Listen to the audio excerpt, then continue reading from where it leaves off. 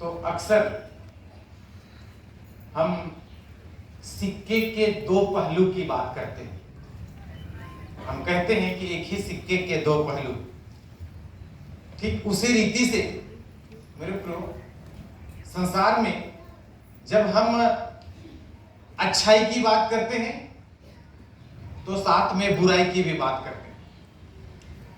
अगर हम शुद्ध की बात करते हैं तो अशुद्ध की बात करते हैं।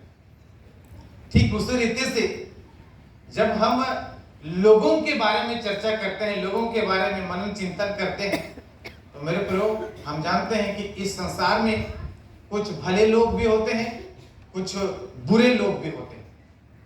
और अगर आज का जो उपदेश वचन है, उस उपदेश वचन को आप और हम जब मनन करेंगे, चिंतन करेंगे, तो मेरे प्रियो ठीक इसी तरह की बात है।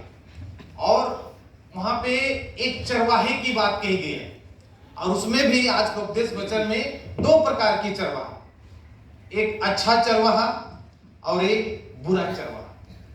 लेकिन मेरे प्रियो, चूंकि हम ख्रिस्त विश्वासी हैं, यीशु के पीछे चलने वाले बेटा और बेटी हैं, इसलिए आज हम विशेषकर देखेंगे कि अच्छा चरवाहा कौन है, अच्छा चरवाहा का क्या काम हो सकता है, और जब लोग वो अच्छा चरवाहा होके लोग अपने कामों को करते हैं तो क्या प्रतिफल होता है।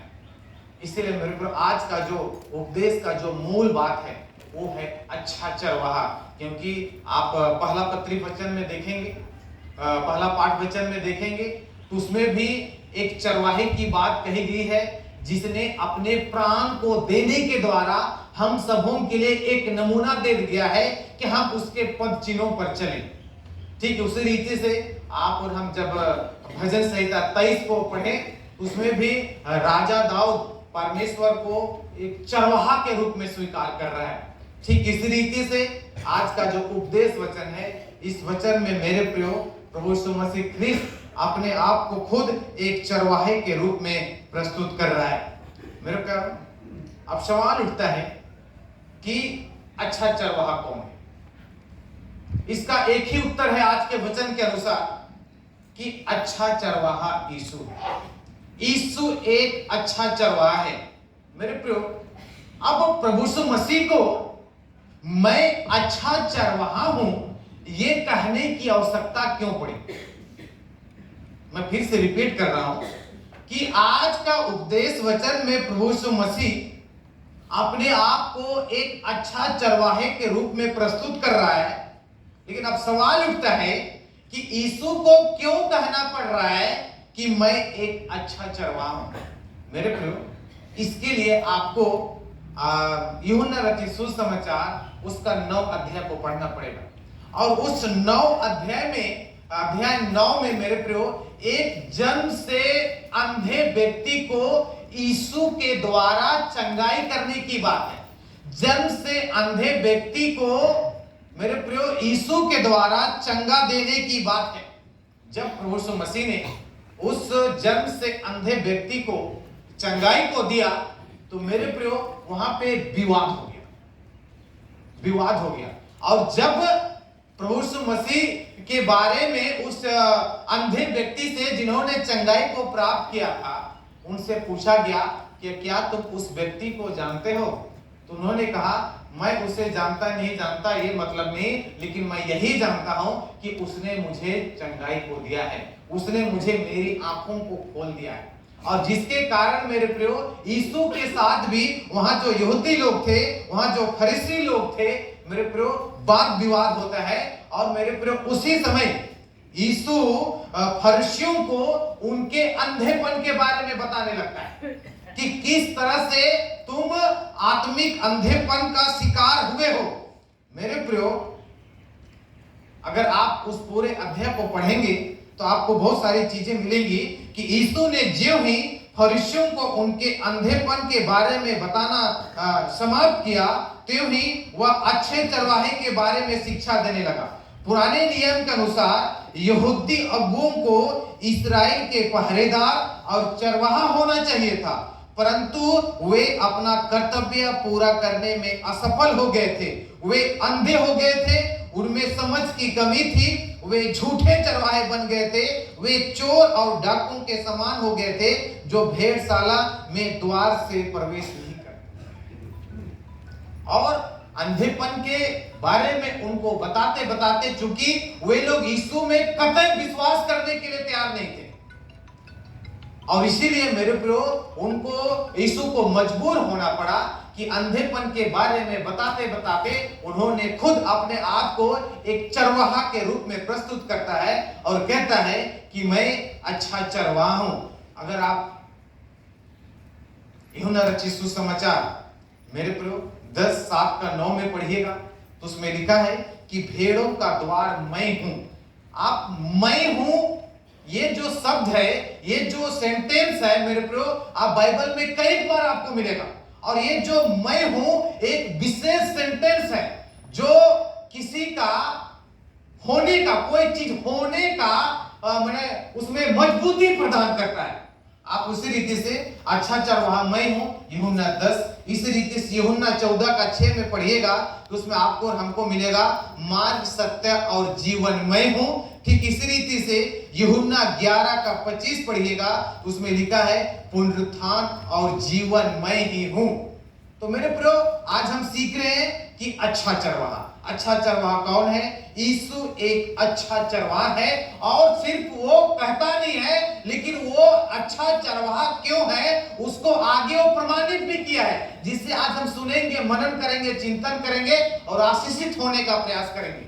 इसलिए आज जब यीशु ने कहा है कि मैं अच्छा चरवाहा हूं, तो यीशु अच्छा चरवाहा है।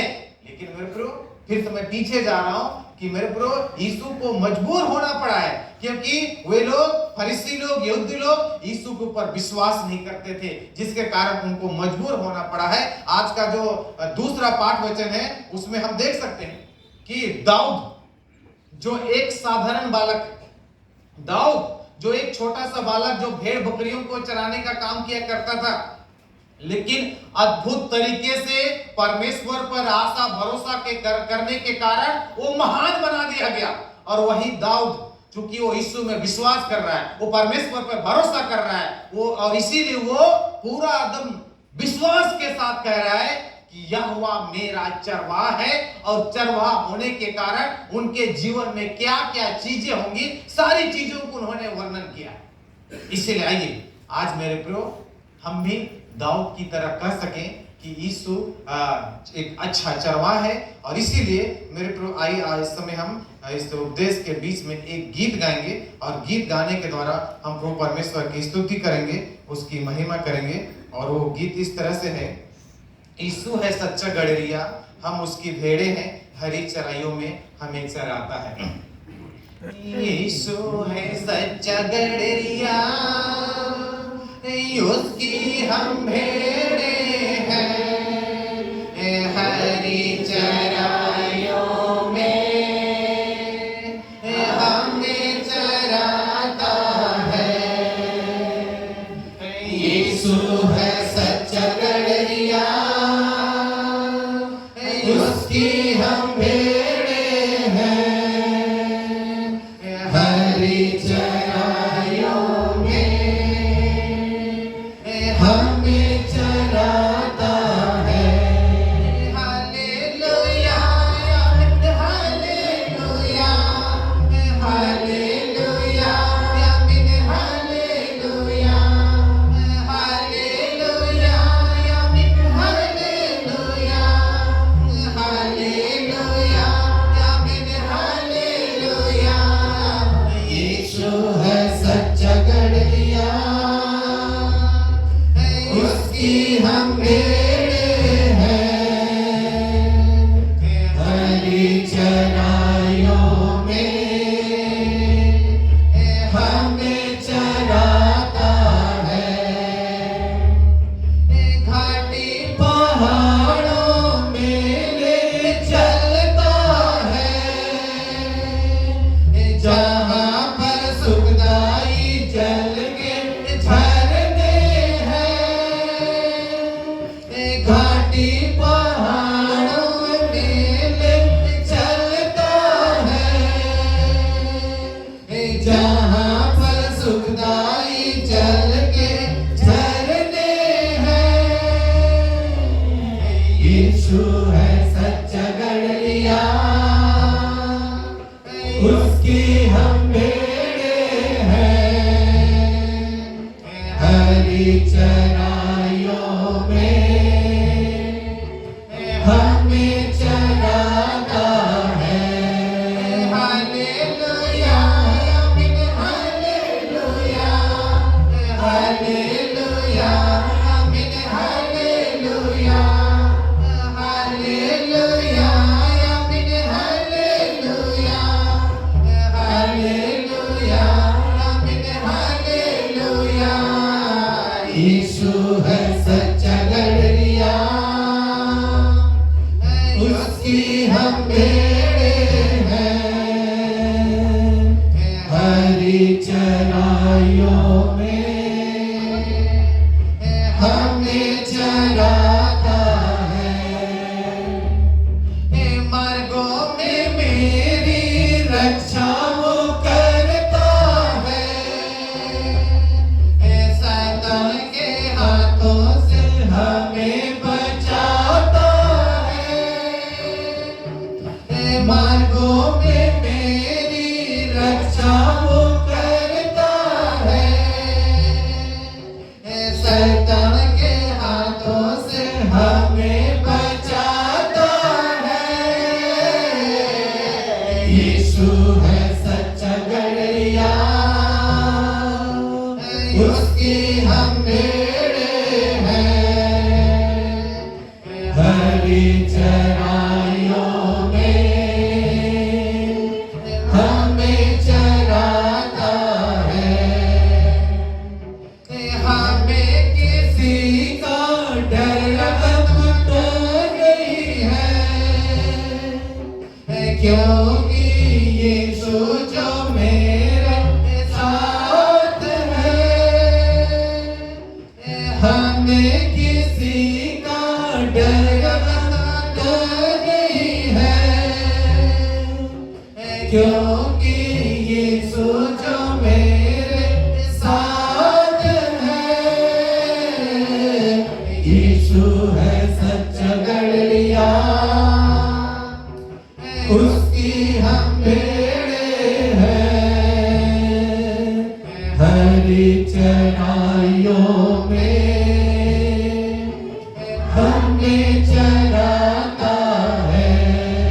हालेलुया, आमीन, हालेलुया, हालेलुया, आमीन, हालेलुया, हालेलुया, आमीन, हालेलुया, हालेलुया, आमीन, हालेलुया।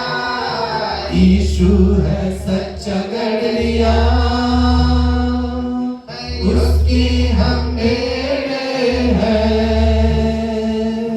हरी चराइयों में हमें चराता है, हमें चराता है। तो हमने देखा कि यीशु चरवाहा है। अब हम देखेंगे कि यीशु जो अच्छा चरवाहा है उसके क्या कार्य हैं, एक अच्छा चरवाहा के गुण। मेरे प्रियो, जब हम अच्छे सब की बात, अच्छे सब का हम जब वर्णन करते हैं और कह रहे हैं कि यीशु एक अच्छा चरवाहा है, तो यीशु का काम कतई बुरा नहीं हो सकता, यीशु का काम कतई हमारे विरुद्ध नहीं हो सकता।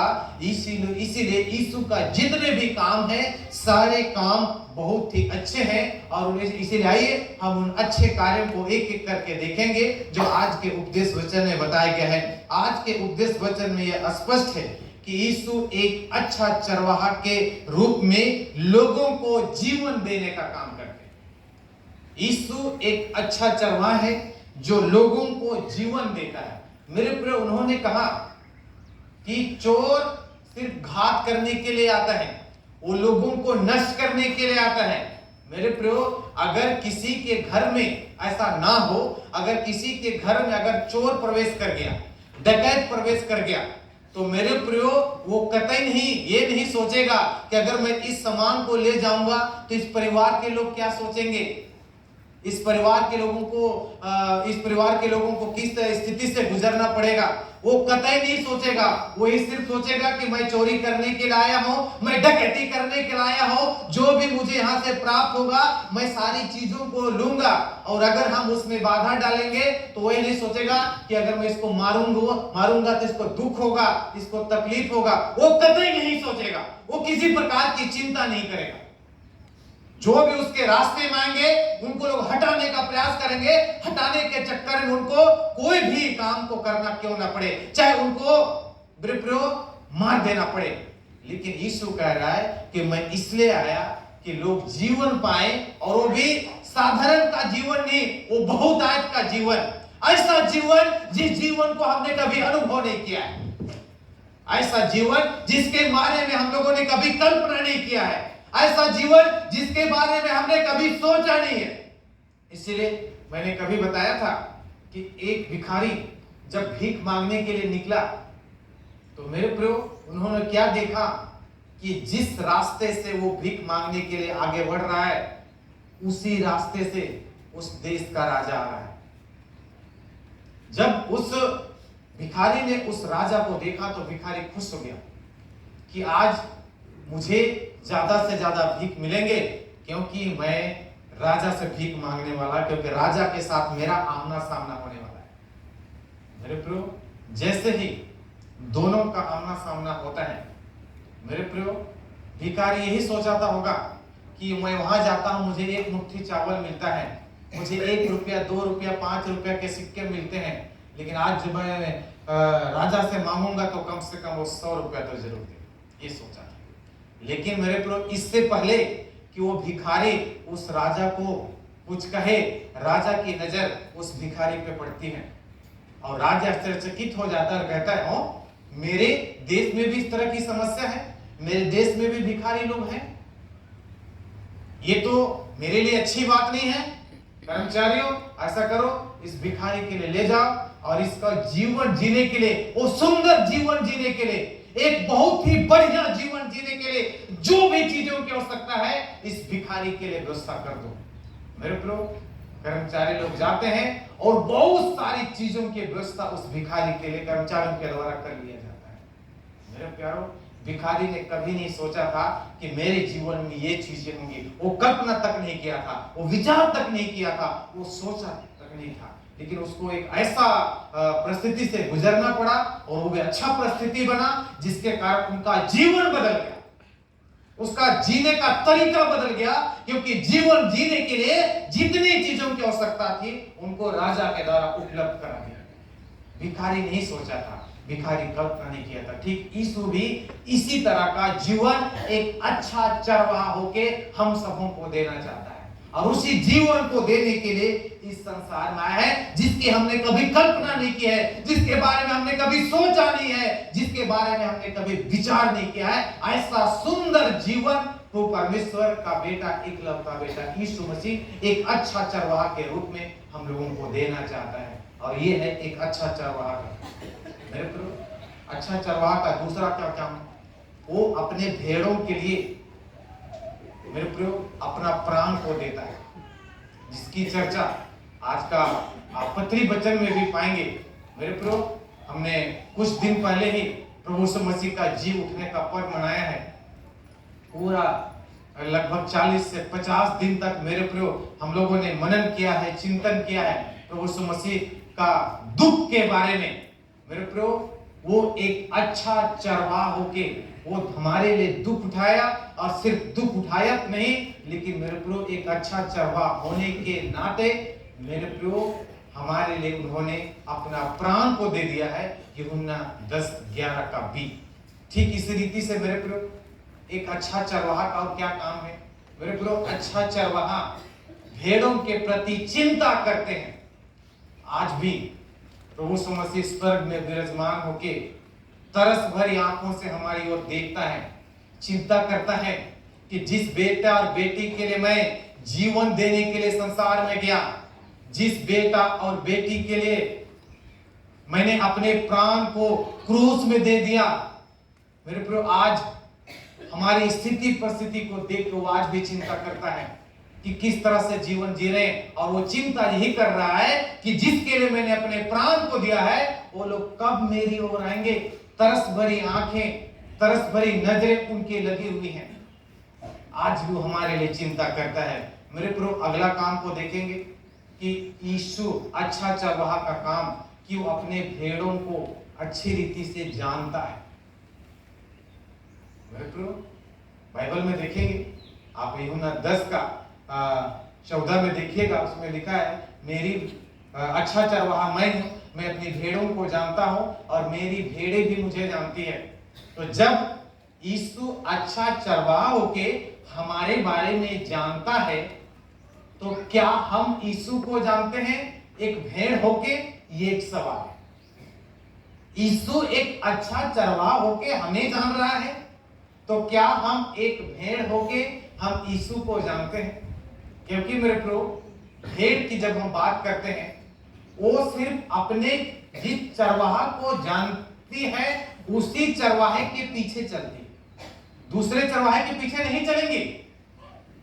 तो अगर यीशु एक अच्छा चरवाहा होके हमको जानता है और यहां कह रहा है कि भेड़ी भी मुझे जानती है, तो क्या हम जानते हैं? और अगर हम जानते हैं तो उसका लक्षण यही होगा कि हम यीशु के पीछे चल रहे हैं कि नहीं चल रहे। अगर हम यीशु के पीछे चल रहे हैं तो हम एक अच्छा भेड़ है कहें, और अगर नहीं चल रहे उसका मतलब हम यीशु को नहीं जान रहे। इसीलिए मेरे प्रभु जब यीशु एक जीवन देने के लिए आया, यीशु जिन्होंने हमारे लिए प्राण को दे दिया, यीशु जो हमारे लिए चिंता करता है और इस तरह से एक अच्छा चरवाहा के रूप में अपने आप को प्रस्तुत किया है, तो हम भी यीशु को जाने और उसको अच्छा चरवाहा मानते हुए उसके पीछे पीछे चलने वाले बने। क्या हम ऐसा कर सकते हैं? आज हमें सोचने की आवश्यकता है, आज हमें मनन करने की आवश्यकता है, आज हमें चिंतन करने की आवश्यकता है। मेरे प्रभु इस प्रकार अच्छा चरवाहा अपने त्याग, तपस्या, बलिदान और समर्पण के द्वारा परमेश्वर के लोगों की और प्रभु की देह की सेवा, सहायता और सहयोग करते हैं। वे अच्छे और भले कार्यों को करते हैं।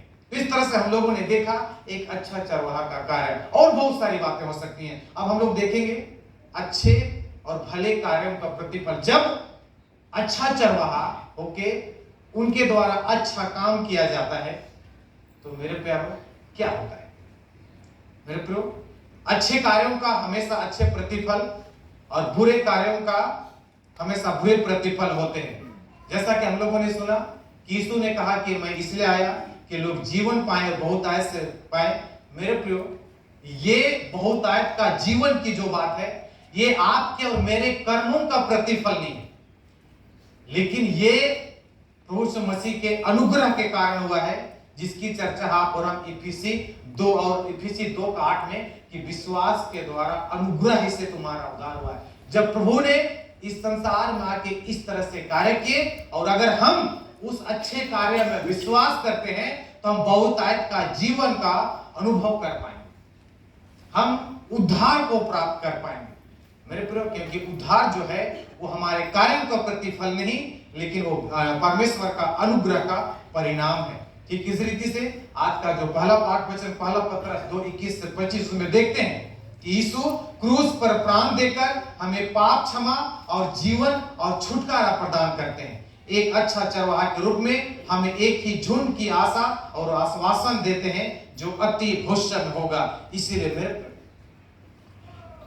वचन कह रहा है कि यीशु ने एक अच्छा चरवाहा होने के द्वारा, अपने प्राण देने के द्वारा एक ऐसा काम कर गया है कि हम उसके पद चिन्हों में चले। तो प्रभु चाहता है कि इस संसार में हम भी एक अच्छा चरवाहा बने, अपने परिवार का, अपने मंडली का, अपने समाज का, जिस देश प्रदेश में रहते हैं उसका हम एक अच्छा चरवाहा बने, अर्थात उनका अगुवाई करने वाला बने, उनका मार्गदर्शन करने वाले बने, और हम इस तरह से अपने जीवन को जिए कि खुद हमारे जीवन से लोग प्रभावित हो और यीशु को जाने। क्योंकि मेरे प्रभु परमेश्वर की इच्छा है कि संसार के हर एक लोगों का उद्धार हो जाए।